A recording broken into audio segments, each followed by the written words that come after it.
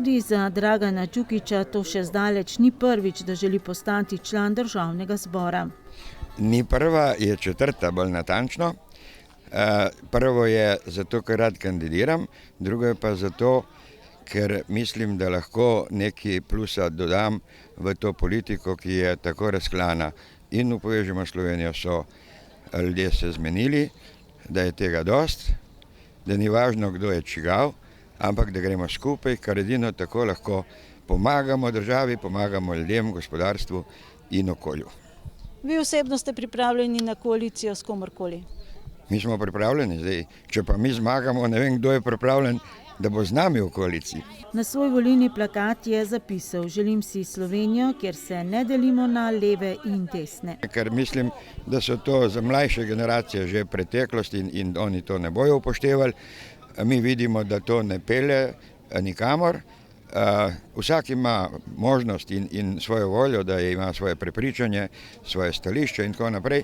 In ne glede na to, če je nekdo levi, desni, sredina, vsi moramo biti pripravljeni se pogovoriti, dogovoriti in graditi Slovenijo naprej. Da gre za gibanje, ki bo ponudilo rešitev za 3 ključna vprašanja: kaj je dobro za ljudi, kaj je dobro za gospodarstvo in kmetijstvo in kaj je dobro za naravo.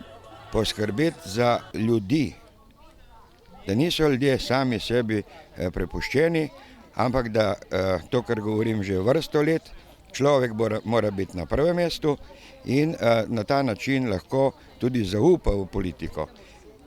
In še predvsem je pomembna ekologija, ohranjanje narave, zdrava, neoporečna pitna voda, čist zrak in vse ostalo, kar tukaj temu pritiče. Gre za predvolilno koalicijo 5 strank. Poleg stranke Andrej Čuš in Zeleni Slovenije, katere kandidat je bil Đukić pred 4 leti, še Slovenske ljudske stranke, stranke Konkretno, Nove ljudske stranke in Nove socialdemokracije, ki so se povezale v gibanje Povežimo Slovenijo.